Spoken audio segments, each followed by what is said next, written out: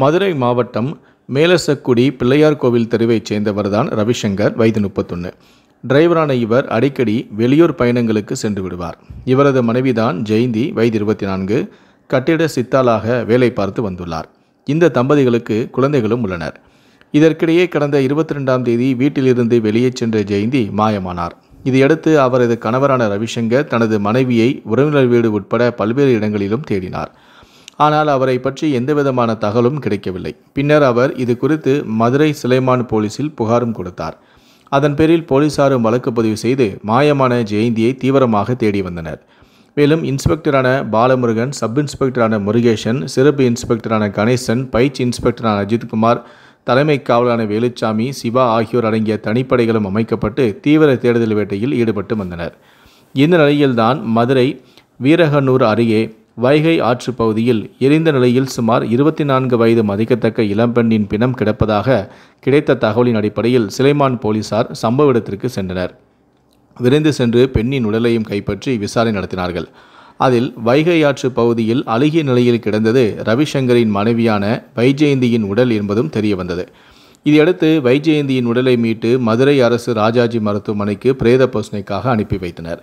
மேலும் கைரேகை நிபுணர்களின் உதவியுடன் சம்பவ இடத்தில் போலீசார் விசாரணை நடத்தினார்கள். முதற்கட்ட விசாரணையில் வைஜெயந்தி கழுத்து அறுத்து கொலை செய்யப்பட்ட நிலையில் உடல் அழுகியவாறு கிடந்தது தெரியவந்தது.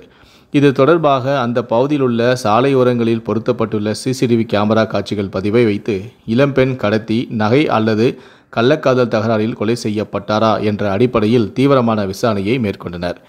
மேலும் வைஜெயந்தியின் பயன்படுத்தி வந்த செல்போன் எண்ணையும் கொண்டு போலீசார் விசாரித்தனர். அப்போது அந்த எண்ணிலிருந்து கடைசியாக சிவகங்கை மாவட்டம் பீஷர்பட்டணம் பகுதியை சேர்ந்த கொத்தனாரான கருப்பையா பேசியிருப்பதும் கண்டுபிடிக்கப்பட்டது. இதையடுத்து அவரை அழைத்து போலீசார் விசாரித்தனர். இதில் பல்வேறு திடுக்கிடும் தகவல்கள் வெளியானது. இது பற்றி போலீசார் கூறியது என்னவென்றால், வைஜெயந்தி கட்டிட சித்தாளாக வெளியூர்களுக்கு வேலைக்கு சென்று வந்துள்ளார். அப்போது கருப்பையா என்பவர் அறிமுகமாகியுள்ளார். கொத்தனாரான அவர் வைஜெயந்திக்கு தொடர்ந்து வேலை கொடுத்ததால் அவர்களுக்கிடையே நெருக்கம் அதிகமானது. இந்த நெருக்கம் நாளடைவில் கள்ளக்காதலாக மாறியது. இருவருக்கும் திருமணமாகி குழந்தைகள் உள்ள நிலையில் அவர்கள் அடிக்கடி தனிமையில் சந்தித்து உல்லாசம் அணிவித்து வந்துள்ளனர். மேலும் கள்ளக்காதலை வளர்க்க கருப்பையா வைஜெயந்திக்கு புதிதாக செல்போன் ஒன்றையும் வாங்கி கொடுத்துள்ளார். இதற்கிடையே கடந்த சில மாதங்களாக கருப்பையா ஃபோன் செய்யும் போதெல்லாம் வைஜெயந்தியின் செல்போன் எண் பிஸியாக இருந்துள்ளது. தான் வாங்கி கொடுத்த செல்போனில் தன்னை விட்டுவிட்டு வேறு யாரிடமோ பேசுவதாக கருப்பையாவுக்கு சந்தேகமும் ஏற்பட்டது. இனிமேலும் அவரை விட்டு வைத்தால் அவர் நம்மை விட்டு சென்று விடுவார் என அச்சம் ஏற்பட்டது. எனவே வைஜெயந்தியை தீட்டுக்கட்ட திட்டம் வகுத்த கருப்பையா தனது கூட்டாளியான மதுரை சின்ன உடைப்பு பகுதியை சேர்ந்த ஜெயகாந்தனின் உதவியையும் நாடியுள்ளார்.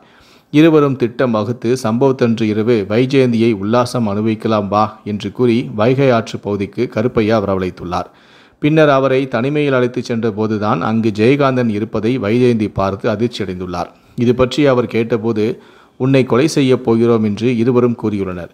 பேசிக்கொண்டு இருக்கும்போதே வைஜெயந்தியை இருவரும் சேர்ந்து கழுத்தை அறுத்து கொடூரமாக கொலையும் செய்துள்ளனர். பின்னர் விசாரணையில் கருப்பையா, ஜெயகாந்தன் இருவரும் சிக்கிக் கொண்டனர். அவர்களை கைது செய்த போலீசார் தொடர்ந்து விசாரணை நடத்தி வருகிறார்கள். கள்ளக்காதலுக்கு ஆசைப்பட்டு இளம்பெண் உயிரை விட்ட சம்பவம் மதுரை பகுதியில் தற்போது பெரும் பரபரப்பை ஏற்படுத்தி உள்ளது.